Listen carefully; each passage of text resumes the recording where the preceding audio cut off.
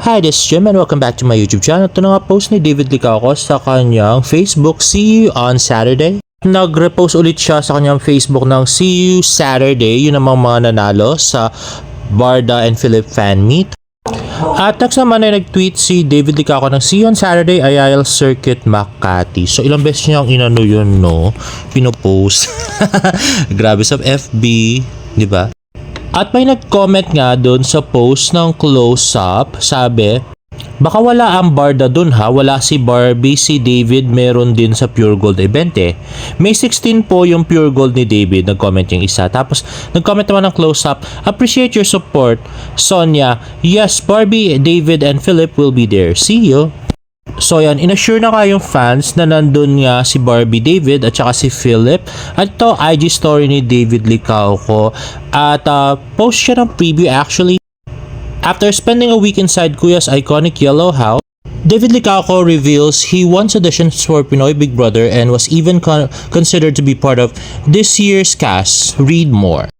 At next naman ay kakapost lang ni Miss Jan Navarro ngayon, ang manager ni David. So nagmeeting nga siya with David Licauco, Kenzie, Miss Annette Gossen, Miss Joy Marcelo at saka si Isabel Bulatao na handler niya. At ito nga yung steak na kinain nila na hinart pa ni Miss Joy Marcelo. At ito nga post ni David Licauco, init talaga ngayong summer pero tara, let's beat the heat. Buti na lang may Sprite para cool ka lang kahit gaano pa katirik ang araw for only 9 pesos SRP, available in Sari-Sari stores, supermarkets, and online stores nationwide. At yun nga, napaka-cute na si David Licauco at may paid ad video nga. Let's watch this. At yan na nga. So, basketball si David. Napakalaki na mga ano niya, biceps. Grabe, I so love it. At napaka-cute niya. Grabe. Ay, nako. Sana lang talaga sila ni Barbie. Ay, nako. At yun na nga, napaka-cute na si David. And init na summer refresh with Sprite. At next na repost ni David Licauco, Close Up Philippines. Ako pala crush mo. Sige nga, punta ka sa May 17. David. Let's watch this video. Ako pala crush mo? Nice days, by the way. Grabe, ang cute niya talaga. Sige David, pinapatawad na kita sa mga kasalanan mo, charot. Paano mo may kasalanan siya sa akin, no? Anyway, yan nga, post ni Marjo Sobra Cafe, yung todo practice, akala mo may prod number with David Licauco pero ending ngiti at kaway lang pala. Let's watch this. Ayan na nga, so ang David troops na nasa Sobra Cafe, Opus Mall. At yan na nga. So, sana may ano naman, may audio, no? Ano ba naman yan? At yan na nga si David. At ayun na nga, nag-set up pala ng camera yung isa. Ay, may tao pa pala doon. At yan na nga. Ikaw kaway lang pala. At yan na nga, napakit na si David. At background music nga ang kanyang song na I Think I Love You na for release bukas, guys. Ayan na nga, napaka-cute na si David. At next naman, ito tweet nga ni Amanda, dali mga matatalas ang pandinig at nakakilala sa boss ni B. What you think? Let's watch this.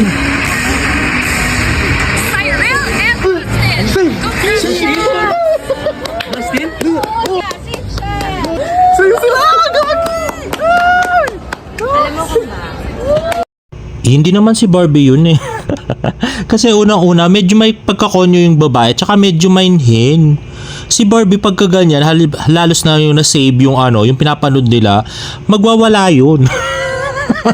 Baka sisigaw pa yun or something, pero hindi yung ganyan kainhin, no? Si Barbie pa. At ito guys, meron nga kakaibang nangyari. Yun nga ang post ni David Licauco na nilike nung una sa Instagram yan, nilike nung una ng Team Barbie Fortesa or Barbinatics. Actually, hindi ko alam kung ilang oras, pero after a while ay in-unlike nila yan, guys. O kaya kung titingnan nyo ngayon yung yung Instagram post ni David, ay wala na nga yung like ng Team Barbie Fortesa. Bakit kaya, no? Grabe.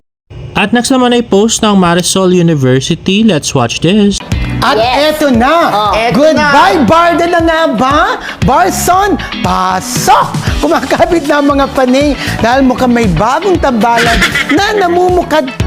Spotted sa isang charity fun run sina Barbie Fortesa at Jameson Blake. Hindi lang magkasama kundi super supportive pa si Barbie na may pa-IG story shoutout kay Jameson.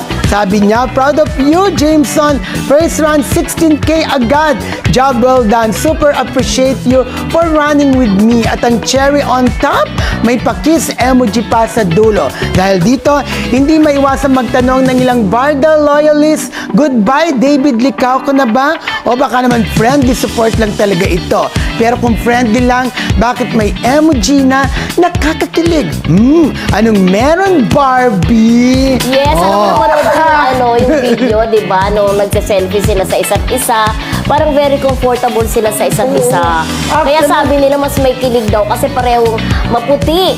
Di ba maputi si Barbie, maputi din si Jameson at gwapo si Jameson. Alam maputi si Barbie. nagkasama ba sila? Hindi, no? Yan sa pan Diyan lang, no? Oo, itong fan run na ito, yung project ni nung Ni Alden? May 11, ni Alden Di ba yun? Richards, kung saan Oo. kasama din ng Kim Pao dyan, di ba? Pero Correct. natutuwa ako talagang, alam mo, nakikita ko sa TikTok, Oo. si Barda, si Bar, at saka si lalaki. Jameson. Si Bar, tsaka si Bar James. Barbie! Anong Barbie? Si Bar, tsaka si Jameson, kay Bar James. Oo. Tinawag sila Bar James.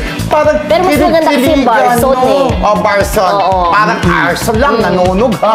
Barson. Pero nakakatuwa sila daw. Ang cute-cute na parang super komportable na gumaganon-ganon talaga si Di ba Barbie, parang di ba? ano tawag dun sa Humihilig. Humihilig, di ba? Pero siyempre, mas At marami may pahawak pa si Barbie Oh, nung nagse-selfie si Jameson, di ba? Parang may super akbay pa si Pero Barbie sa for kanya. sure, nga. maraming mga Oo. kaninang barda At ang para sabihin mo, yung magsaselos. super proud of you, Jameson, di ba? Oh, may mga comment nga, Ayan.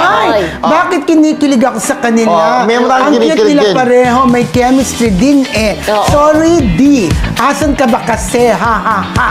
Barda pa rin pero dito muna ako for the meantime. Oo, correct. Ayan, At parang tama. hindi parang ang Barda ngayon parang medyo nawawala. Kaya nga. Nararamdaman Pero mo may ba ginagawa sila? silang pelikula, di ba? Yun na nga nakakainis doon. So, matagal pa nga yung project nila, yung MOL, para mga pang December pa yun. Tapos, hindi pa sila nagsasama yung yung off-cam, di ba? Yung mga yung mga events, di pa masamahan ni David si Barbie. Nakakainis. Buti na lang talaga may close-up event sa Sabado, guys. At ito pala multiple videos na ginawa ng David Troops to promote nga yung song ni David Licauco na I Think I Love You. Ayan. Actually, mas gusto ko sana pakinggan kung ano yung sinabi niya dito sa video na to, yung audio. At ito another video of him. Parang dati pa to nung Feb to, nung hindi pa nagpapagupit si si Kenzie. At after Valentine's Day nga.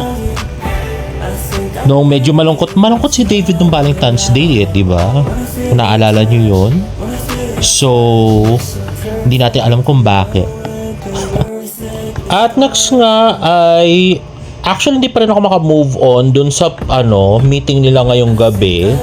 So, movie yon sigurado kasi nandun si Miss Annette Goson. Pagka kasi TV si Miss Joy lang usually, pero pag movie si Miss Annette. So ano kaya yung bagong project? So may Star, baka Star Cinema, ganon. Assuming na naman si Jim. Pero one thing's for sure, parang solo project na naman siya kasi hindi nagpirma si Barbie. Dapat meron din nagpirma si Barbie, di ba? Eh wala naman. So solo project na naman ni David to at mukhang movie to. So hopefully with Star Cinema.